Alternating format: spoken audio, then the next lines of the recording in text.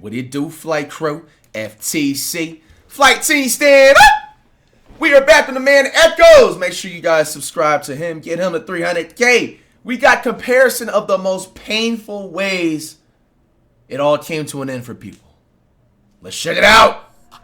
Timothy Treadwell watched his torn-off arm while the enraged grizzly sank its teeth into him. Screams of his girlfriend, Amy Huguenard, echoed in his head. Both became victims of a merciless predator, devouring them alive.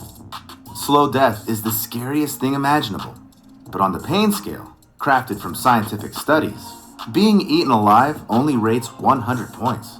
Meanwhile, the most... Bro, imagine you're literally in the middle of being eaten alive, and then you know someone's going to compare you to a scale, and it only matches to a certain number, and he said only. Like, bro, what do you mean only, bro? Like, horrifying death is estimated at 140. Stick around until the end to find out what hits that maximum mark. But I warn you, viewer discretion is advised.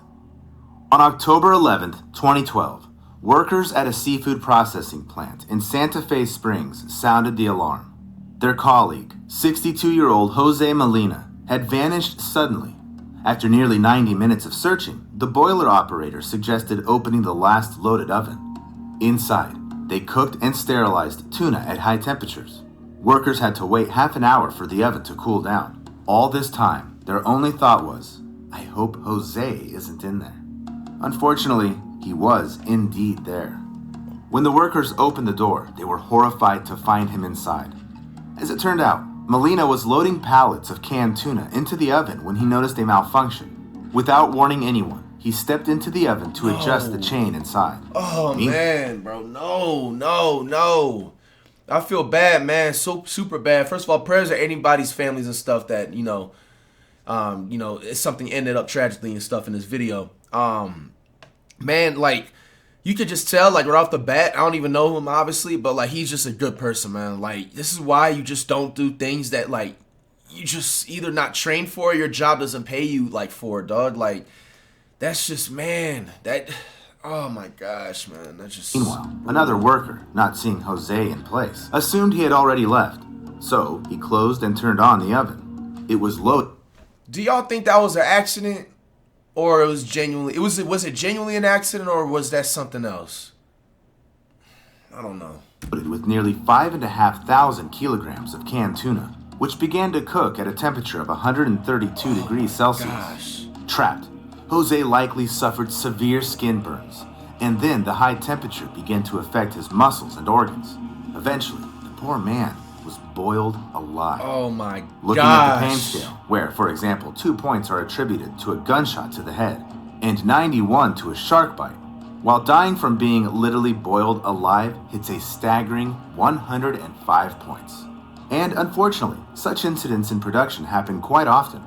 In 2009, Vincent Smith II worked at an illegal chocolate factory, Cocoa Service, in Camden, New Jersey. Hold on. Let me make sure I heard it right. The second worked at an illegal chocolate factory. There's illegal chocolate factories? Like, there's chocolate factories that's, like, making chocolate like it's dope or something? Like, I'm confused. Like, how can there be an illegal chocolate factory? Like, chocolate is harmless. I mean... The only harm that it can do is give you some cavities. You have a silver tooth or a couple of them things, but I've never heard that before. How can a chocolate factory be illegal? Cocoa Service in Camden, New Jersey. The 29-year-old worker was dumping giant chunks of chocolate over the edge of a vat, nearly 2.5 meters deep. There, chocolate was melted and mixed. Suddenly, Vincent was struck by a mixer paddle and fell right into the hot molten mass, reaching a temperature of 120 degrees Celsius. His colleagues immediately rushed to shut down the machine. However, Vincent stayed in the chocolate for a full 10 minutes before rescuers could pull him out. Even though his body was mangled by the giant mixer, Vincent died from burns. The tragedy occurred because the platform he fell from was slippery from splattered chocolate and was directly above the vat without any barriers to protect workers from falling into the boiling mixture. Nevertheless, you don't have to be at a dangerous facility to experience excruciating pain, which on the scale goes even beyond 105 points.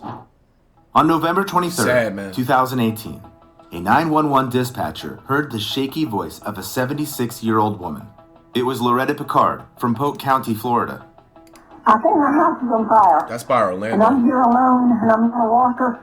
Firefighters were immediately dispatched to her house.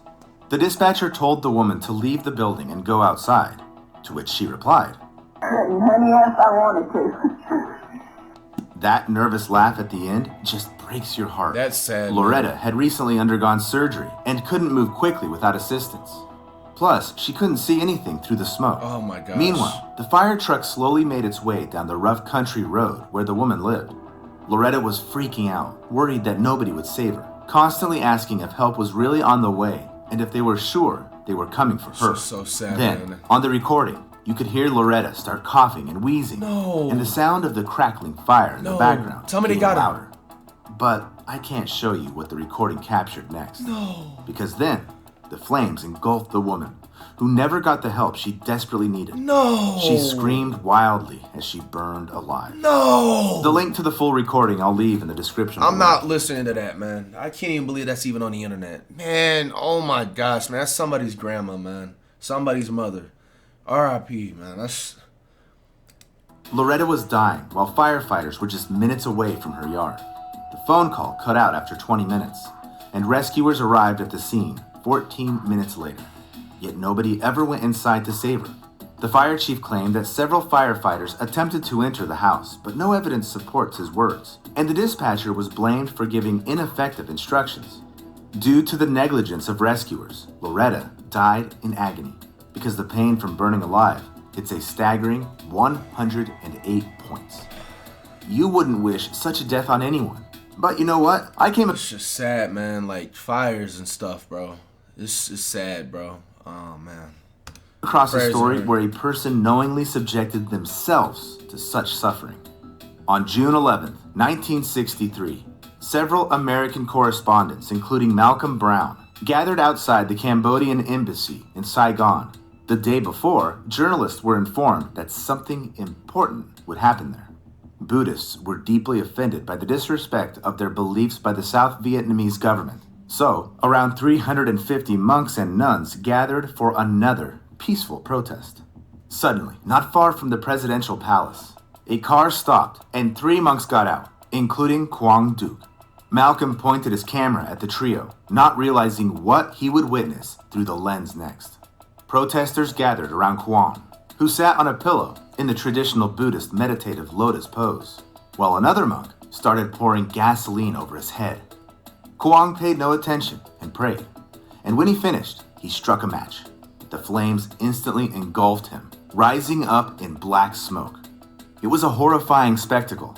Quang Duc's body slowly withering and shriveling, while his head blackened and charred. I can't show you the photo either, but I'll leave a link below the video. The scene was very contrasting, as everyone present there loudly cried, Why? watching the self-immolation, What was the point? while the monk himself, enduring painful suffering, didn't even flinch or make a sound. Whether it was meditation skills or inner spiritual strength that helped the monk endure the agony of his impending death, I know for sure an ordinary person wouldn't last like that, let alone endure the pain that hits 110 points.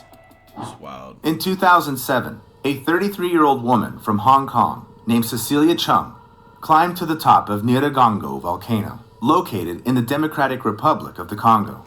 It last erupted in 2002, flooding the highly populated city of Goma with lava, causing widespread destruction. Since then, the volcano had been relatively safe, so tourists from all over the world flocked to see its famous lava lake. It looks like cracked earth in the desert, with hellish streaks of fire rising from it. Cecilia climbed nearly 3,500 meters for this site. The woman was thrilled by the terrifying view of the lake and wanted to take a closer photo of it. To do this, she climbed over the edge of the crater, and suddenly, Cecilia slipped and fell down. However, flying about 200 meters, she hit a protrusion right above the lava lake. Cecilia felt piercing pain because the impact broke several bones. She was thrown into the heat, and it was almost impossible to breathe because she was too close to the lava, the temperature of which could reach 950 degrees Celsius. A helicopter, rescuers, and a volcanologist were sent to the scene. At first, Cecilia showed Bro, signs. imagine being one of those like rescue helicopter people, bro, and you gotta go inside of a volcano or damn near above it or whatever. Like, Signs of life. However, the rescue operations were stopped due to poor visibility. As a result, without waiting for help, she fell into the volcanic lava lake. Eyewitnesses even hoped that the woman died instantly after the impact and fell into the lava without feeling any pain. oh my god. The thing is that on the pain scale, it hits a whopping 110 points. Death in lava, although painful, is instantaneous. That's why many people consciously chose it to end their lives. In 1933, a schoolgirl named Kyoko Matsumoto climbed Mount Mihara, located on the Japanese island of Ito-Oshima, with a girl from her school. Kyoko was in love with her friend. However, in Japanese society at that time, same-sex relationships were condemned, and this oppressed Kyoko so much that she didn't want to live anymore. The schoolgirl threw herself into the volcano crater before her lover's eyes. The scariest thing in this story is that the girl became a role model for many Japanese people who wanted to end their lives. By 1935, almost 1,300 people had lost their lives by jumping into Mihara, until the Japanese government built barriers around the area. Still, as countless stories show, people often ignore such prohibitions. In 2016, Colin Scott and his sister, Sable, went on a tour to Yellowstone National Park, known for its geothermal spots. They really look fascinating. Bro, when I'm on my traveling phase in 2025, that's one of the places I want to go to. I believe this is in Wyoming. Fun fact, did you know if this like Wyoming Yellowstone National Park, it explodes, like the entire United States is cooked, like literally done. Like, I believe they said like the last time some type of big catastrophic eruption happened was like around the dinosaur time or around that time or whatever. But like, if it was to erupt right now, there would be no more United States. Just hope that it just, you know, continues to stay inactive. Dangerous.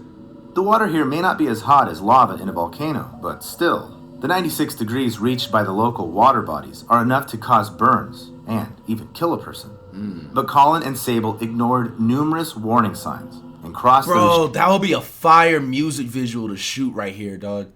Yo, middle of FlightReacts in the middle of Yellowstone, bro. Restricted area. Yo. Suddenly, the guy slipped and fell into the hot water near the Pork Chop Geyser. Such a death is more painful than death in a volcano because in a hot spring, it doesn't happen instantly, but slowly. Moreover, in almost all the park's water bodies, acid sulfate liquids are present to a greater or lesser extent. So when Scott's sister returned with a few rangers, only parts of her brother's head, torso, and arms were visible in the hot spring. By the next morning, Colin's body had completely dissolved. Oh my gosh. It seems that there couldn't be worse pre-death suffering. Nah, but that has to be the worst one. In fact, there could be.